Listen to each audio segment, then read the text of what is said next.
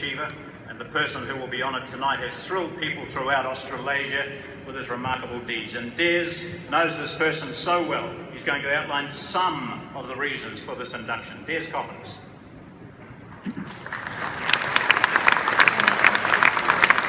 Yeah, thanks, John. It's great to be here. What a magnificent night. My first time here, I'll be very honest. I did live in Lower Hutt for 20 odd years, then moved into the city. Shame on you, Desmond. But to be part of an induction for a person whose career I've followed right from day one, I feel quite honoured tonight, ladies and gentlemen. When Jimmy Cassidy rode his very first win on a horse called Tarleton, I probably wrote about it in the old Friday Flash. I can tell you, over the years, I've done lots of interviews with Jimmy Cassidy on radio and television and watched his career blossom. Let me go back in time, ladies and gentlemen. When Jimmy Cassidy was very young, growing up in Upper Hutt as a schoolboy, he had a dream. He wanted to be an All Black. I kid you not.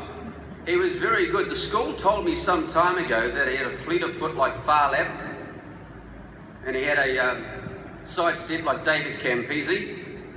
If he was around today, sort of starting out, he'd have a fleet of foot, probably of a Sunline, and maybe a sidestep like a Ben Smith. But Jimmy Cassidy, when he was playing rugby, back of his mind, people were saying to him, Jimmy, you could be a very good jockey. He had determination. His family backed him all the way. They used to go to Trentham Racecourse and have a look-see through the birdcage and see the likes of Bill Skelton, Bob Skelton, and a youthful Noel Harris. And I think that's where the inspiration for Jimmy Cassidy came along. And then maybe it was endorsed when his dad, Bluey, came home from work one day and he saw Jimmy Cassidy riding the sofa like nobody else could, with a switch in his hand and whelping that sofa so that all the dust was coming out. And from there, I think the star started to twinkle. Jimmy began his apprenticeship in Hawke's Bay with Patrick Campbell, and it didn't take long for people to realise this guy had talent. He won on a horse called Tarleton, and then every trainer, not only in the CD, but throughout New Zealand, wanted Jimmy Cassidy's services, and he certainly combined with a number to reach the top. He was New Zealand champion apprentice more than once. But it all started to fall in place in 1983, when he was thinking about those days of becoming a jockey and looking through the birdcage fence and seeing some of his idols. He always thought he'd love to win a One-Eden Cup. And that dream came true for Jimmy. He won on a horse trained by a farmer in Waverley, Snowy Lupton. That horse, of course, is legendary. The horse, of course, is Kiwi. And after Kiwi won the One-Eden Cup 11 months later, a plan was hatched to run the horse and the daddy of them all on the first Tuesday in November, the Melbourne Cup. And we can all see that race now, can't we? Jimmy Cassidy, biding his time at the back, not worrying about the fact that he was in fierce competition, the world's best horses against the world's best jockeys. Jimmy Cassidy, an 18-year-old, taking his time at the back there, waiting for the right moment to make his run. And he timed it to perfection, and the rest, as they say, is history. And of course, that door opened significantly for Jimmy Cassidy. Everybody in Australia then wanted to have Jimmy Cassidy on his side. So he made the call to move to Sydney, and it didn't take long also for Jimmy Cassidy to start dominating procedures over there. Another Melbourne Cup, Caulfield Cup, the richest two-year-old race in the world, the Golden Slipper. So many times he won all these races, so many times he won Oakses, so many times he won Derbies. He was inducted into the New Zealand Racing Hall of Fame after being inducted into the Australian Racing Hall of Fame. And Jimmy Cassidy, throughout it all, ladies and gentlemen, through that 35, 36-year career, has had his fair share of ups and downs. He's faced officialdom from time to time, but what jockey hasn't? He's also had his fair share of falls and injuries. But he's the sort of bloke that would never let it get him down. He always was determined to reach to the highest peak. He was a person that made certain if there was an Everest in racing, he would get to the top. And ladies and gentlemen, believe me, Jimmy Cassidy reached the very top.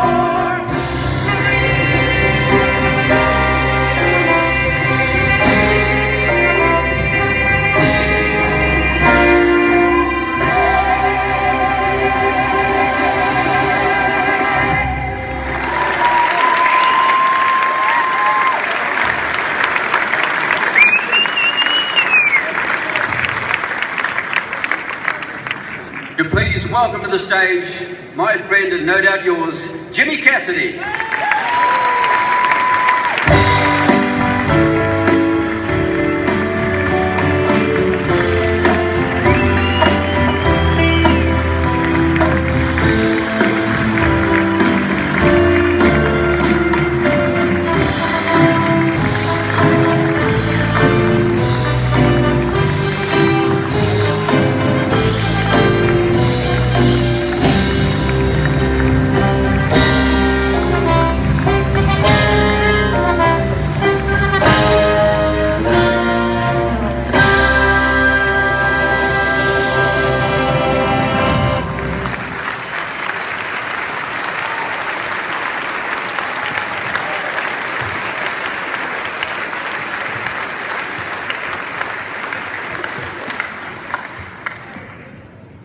Jimmy, Hall of Fames, and now this. I mean, how special is this?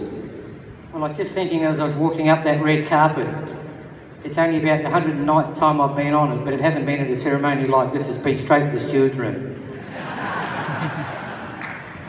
Jimmy, the Hutt Valley brings back some special memories for you, no doubt. I spoke briefly about it, but you can endorse this. I mean, this is where it all happened for you. Trentham must be pretty special.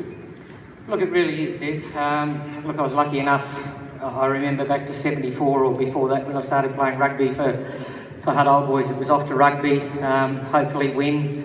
I was always determined then. I was 2 foot nothing. Haven't grown much since, but we put our best foot forward. And then after rugby, it was off to Trentham.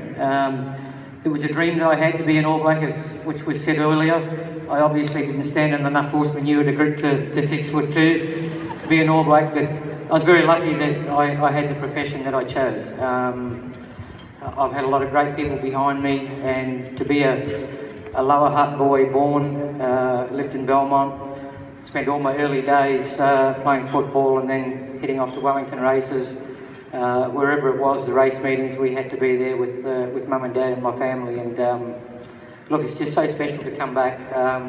I've been lucky enough to be on a lot of the big stages throughout the world, in Japan and Hong Kong, and obviously Sydney, Melbourne, Adelaide, Brisbane, and the big stage at Flemington. But this to come back to Lower Hutt, or actually in Upper Hutt, but celebrating both, it is amazing.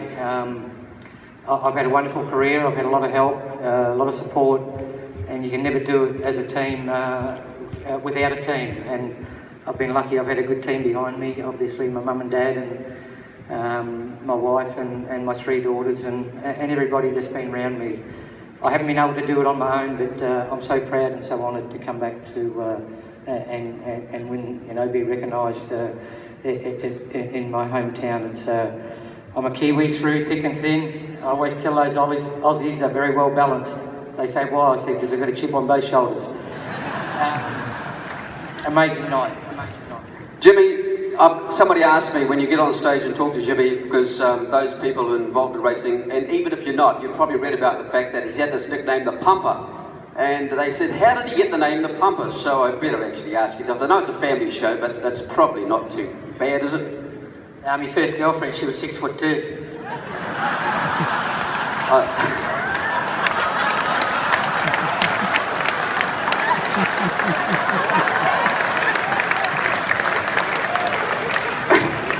Jimmy, I are a Kiwi. Yeah, absolutely. Jimmy, you made the decision to retire from the Melbourne Cup Carnival. That would be quite fitting, because that's where it all started for you.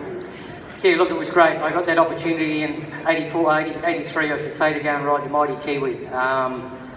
A dream. Dreams come true. If you've got kids out there, let them believe in themselves, because they do come true. I had one to win a Wellington Cup. I was lucky enough to do that. A couple of months later, we went back to the big stage at Flemington, the race that stops the nation, and if anyone done it, we done it in style on the mighty Kiwi. We give them start, we come from last, we pulled their pants down, smacked their butts, and we won the cup. Just finally, I know this is pretty special. You did mention your parents before, and no doubt you're dedicating this night to them. Yeah, look, my wife's not here tonight, Vicky. She's been a great part of my life. Happy wife, happy life, but I can tell you, it's true. Getting up those early mornings to do all those things, she was always there 100%. I love retirement. This award tonight is for my mum and dad. My dad can't be here tonight. He's in hospital. He's just got out of hospital, I should say. He's fighting hard. Without mum and dad, I wouldn't be here. Thank you, mum and dad. I've had a lot of success in my life, but this one's very special. Thanks, mum. Ladies and gentlemen, yeah, absolutely, Jimmy Cassidy.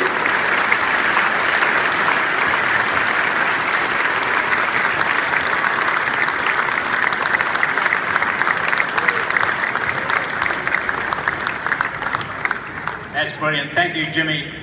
Entertaining as usual, and congratulations on this award. And thank you to our presenters here tonight, with Sam and Wayne and Des Coppins, for doing the interview with his old mate Jimmy Cassidy. So that's the first lot of it. Well done, Jimmy. That's great. I'm glad I couldn't see what you were doing up here. Do you like that? Got a new one for the team.